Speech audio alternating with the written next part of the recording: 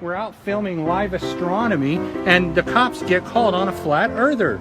Can you believe this? Look at this. 1, 2, 3, 4. 1, Where was that other guy that 2, 3. I don't know. There's about 5 cops that were called on me while we're out proving that the earth is flat. So your rights are stripped from you under hearsay while it's live streamed. While it's live streamed. We're being live streamed to the world. We filmed the Galilean stars, what NASA could not do. You're going off a hearsay. And we live streamed while we were filming to the United States of America and all of our friends. We went down to the park and we live streamed the capturing of the Galilean stars above us. Now they're shining the lights on us because they know they have violated the Constitution of the United States of America. Hey, you're live stream, man. You're on camera in 8 places. How do I look? I look good, huh? You do look good. I have a good head. Yeah, so here's what we're gonna do. We're gonna take off. We just need at least your name, and then we're gonna get out of here. What is your first name, sir? Congress shall make no law abridging my free speech unless there's a crime that's been committed, right? And no crime has been committed, and a person can have hearsay, right? Yeah, a person can have hearsay. No crime was committed. My name is, I'm a citizen. I'm a citizen. I'm a citizen. Yeah. And I also have multiple sclerosis.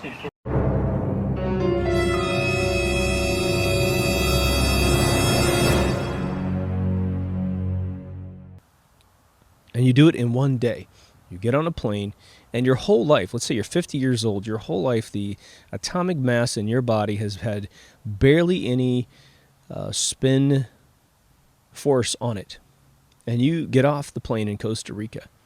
It would seem like that on a minute level, on perhaps a noticeable subconscious level, you would feel uneasy because now you're spinning at 1,000 miles an hour. Because something has happened to your atomic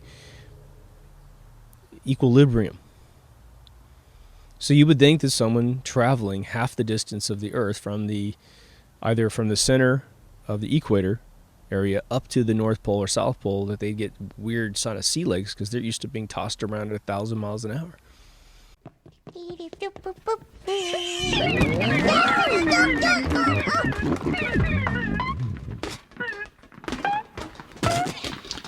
That's right!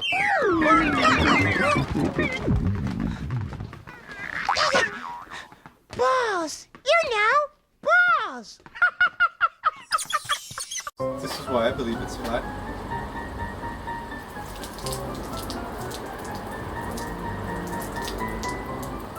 Look at this fucking ball.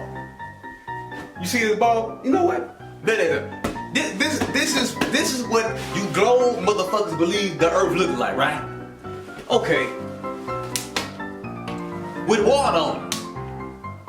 See that? Just roll the fuck off. But you saying the only fucking way the goddamn water's still here and we ain't flying off this spinning motherfucker is cause of some shit called gravity. Suck my dick one more time. Fuck all y'all. Suck my dick one more motherfucking time. Bullshit. Let me get that ball. As we can see, we have the basketball. What happens when we pour liquid on the basket? Oh. Now, I'm going to try really hard. I want to be as honest as I can. I want as much of this water to stick to the surface of this basketball as I possibly can. Okay, so I'll be really steady, try and keep the basketball still. As you can see, it's really difficult, right? And this is rubber with dimples. Okay, so there's plenty there for the water to cling to. Now what can we see? What can we see? That it ran off. Okay, now what we're seeing here is adhesion, where the water is binding to the material here, but it is a very thin film. Now you will hear these globe religious people saying, oh yeah, but if you were really small, that would be... No, there is no body of water here. It is a very minute amount of water that is sticking to the ball. Okay, now the majority of the water fell off and landed on the table. Now, if you were to take a plane from the north to the south, you would get on the plane, raise up, then go over, because apparently we on this curveball. But if you actually get on the plane, as in the flat earth, which we really on, go up, level out, then go down to wherever you landed. Also, we on water. Falls off the ball. But apparently, the so-called gravity is supposed to hold us, but I don't know how you have gravity and zero gravity on the same planet, even though there's no real gravity. Now look at flat Earth. Stays flat because water is flat. You see, it don't hold on the ball. I'm going to show you. Water will not stick to a pear-shaped earth. Can you see that? Can you see that water does not stick to a ball or a pear? Do you see that? And there's proof. This is scientific proof, empirical proof that quantum mechanics, the nuclear theory of the atom, and string theory are all true because we live on a flat earth. Here it is right there once more. You see that? None of that water is sticking to that ball. And if I spin it, does it help to spin it at all? Nope.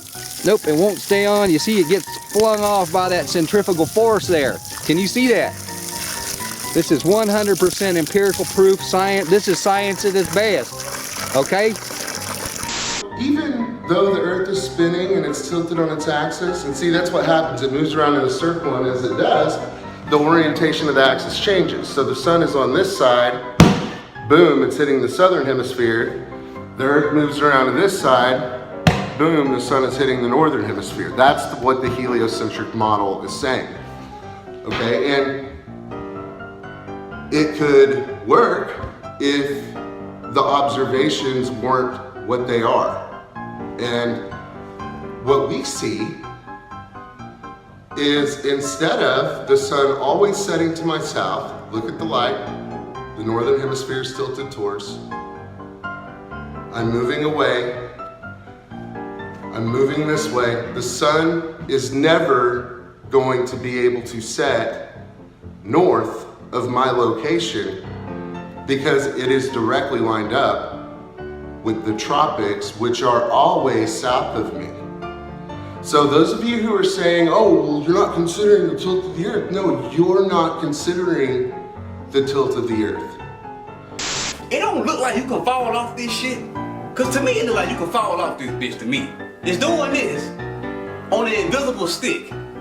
So while it's doing this on an invisible stick called the axis, it's going around the sun at the same goddamn time. Then some people say it's not a god. So if we are spinning, a perfect 24 hours make a day, and it's spinning on an invisible stick, they going around the sun, and all that shit happened from the Big Bang? Well, what if the sun is just plasma? Or even if it's gas? How can you have enough gas or plasma to have enough mass, to have enough gravity to pull not only the Earth but all these other planets around?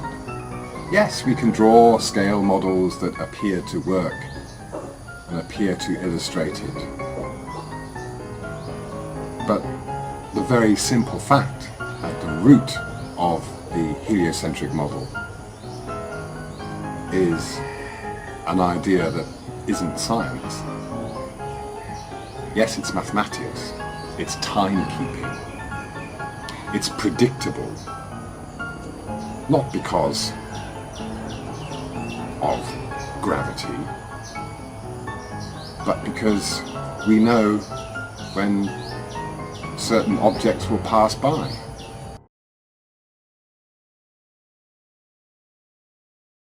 But, but again, you know, but, you know, I'm not the sharpest tool in the shed, you know. The actual curvature formula, it should be so, you know, kind of famous as like E equals MC squared. Even if you don't use it, you know about it because it's one of the things that's like fundamental about this reality, you know, that. So 500 times 500 times 8 divided by 5,200. So it's, hang on, that's not, hang on, I must have done that. So it's 500 times 500 times 8, so that gives you your feet, doesn't it? That gives you your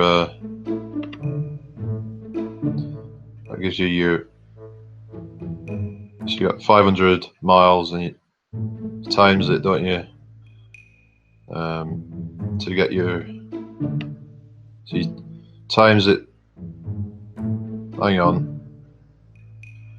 So yeah, 500 times 500 times 8. Then you divide that by, that's not, it can't be, you can't have 378 miles, that's not, must have done it wrong. Then you get 2 times 2 times 8 inches. I mean, no, 2 times 2 times, what am I on about? It's 2 times 2, you get 4. Times 8, you get 32 inches at the second mile. So yeah, hang on, no. It must be about, I must have done that wrong again. But it's quite a distance anyway. I should just work out in my head. So 500 times 5. I mean, I can't even bother but I know it's a long distance. But I don't think it would be visible that far because I don't think really anything's visible beyond about 280 to 300 miles. I'd say. You know, I'm really just not interested in getting into like this complex mathematical stuff. I mean, I do like maths, do like numbers and stuff, but it's when it starts to get into all these complex formulas and stuff that gets really like complex and just it just kind of loses you. Now we know that we're not living on a ball. Anyone watching? Then more questions, you know, come up. Like, what are we? Who are we? What are the stars? You know,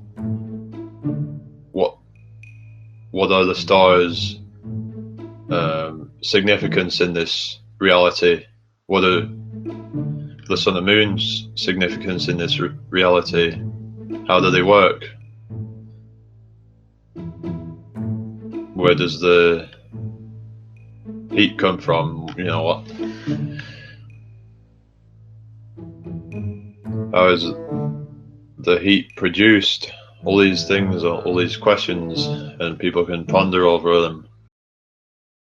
When you go outside and you look up at the sun, you see a blue background. So why is it that here on Earth, you look up and you see the sun, and the sun always has a blue background, but when you see these official images from the trusted scientific community and the good folks over at NASA who are raking in that $52 million a day, you see the sun and it's always a black background. Uh-oh, retard alert!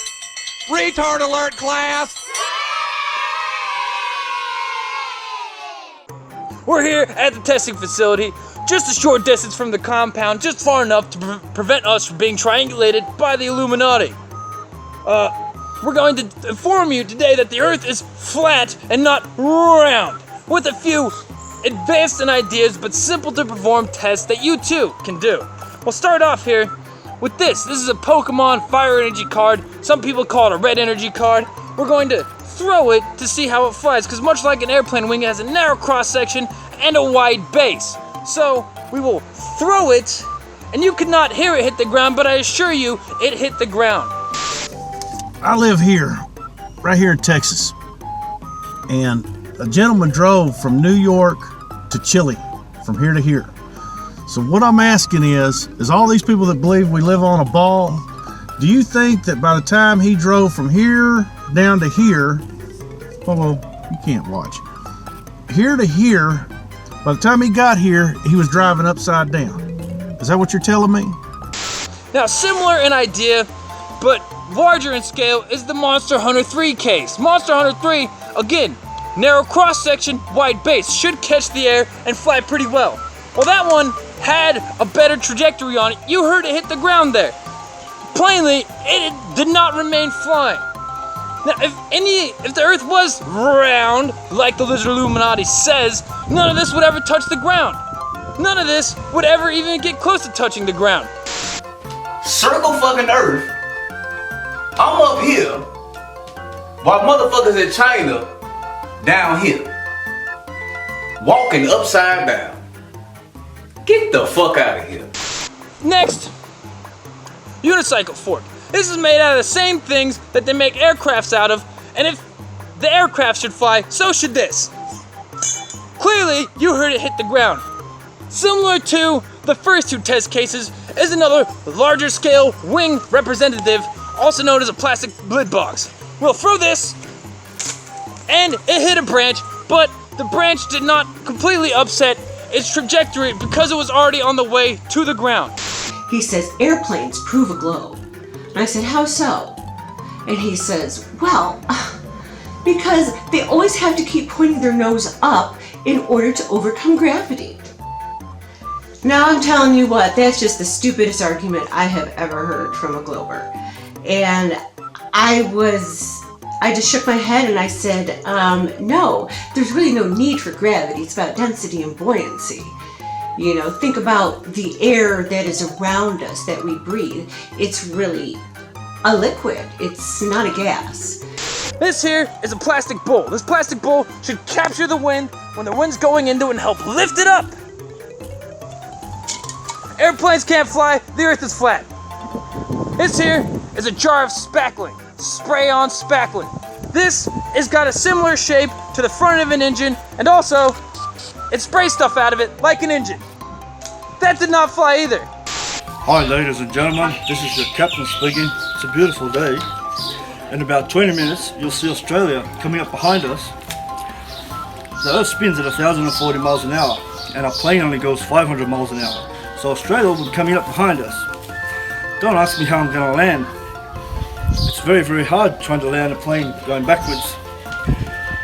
I'd advise that everybody say a prayer. Thank you. Enjoy your trip.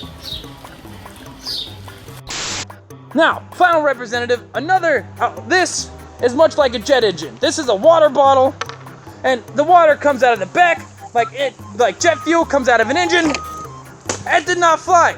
It had the water propelling it out of the back, but it did not fly.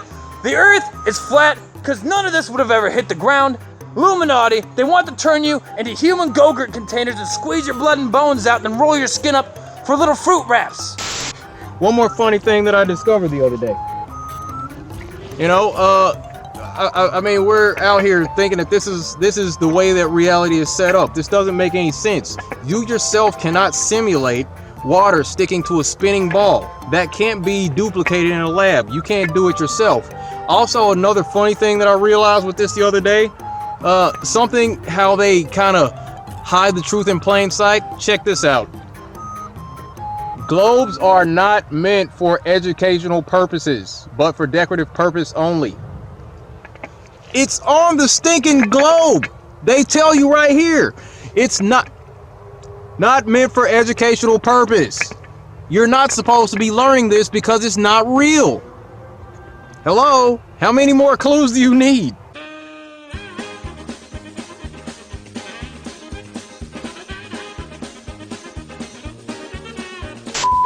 Now that we have so much empirical evidence that we've been lied to about the Earth and about many other things, the whole cosmology, we're going to face an issue of now trying to determine what the model is. And my caution with that is, remember that you were programmed to react as laughter or to reject flat Earth when you first heard it. This comes from the education system when we were all children, and it just built all the way up. And now that we're going to be looking at different models, remember that if you don't have empirical evidence that says it's round or square or in this, a slice of pizza shape, whatever, that keep your mind open is what I'm saying. Don't be dogmatic and say, no, it's got to be the azimuthal equatorial, and it may be that one. It may be. But until we get enough evidence to try to narrow it down, and I personally don't think we will ever know it all. First of all, we don't have the funding like NASA has, the biggest thing we have is to put balloons together and P900s and things like that. Why we don't have somebody yet from the Jet Propulsion Lab or the Army Corps of Engineers or Caltech, somebody who has 4 PhDs and has heard this and went through the same kind of thing that we have and gone, all right, I'm going to shut all these idiots up. And why we're not seeing that quite yet. What's it going to take for us to get that kind of element into the group? What makes you think we don't? And the reason I say that is because we are in contact with people of higher degrees, engineers and physicists, that simply do not want their name put out there because of their, what it could do to their professional career. Okay, so I'm here to tell you that yes, there is absolutely an interest from highly educated people in college level positions and very high corporate positions, and they have to look out for themselves, just like all of us, because anybody that's ever come out, in favor of this movement, obviously gets viciously attacked, and the first thing they try and do is completely take away any credibility that they have, and you can't blame them for wanting to avoid that. But the answer is there are people.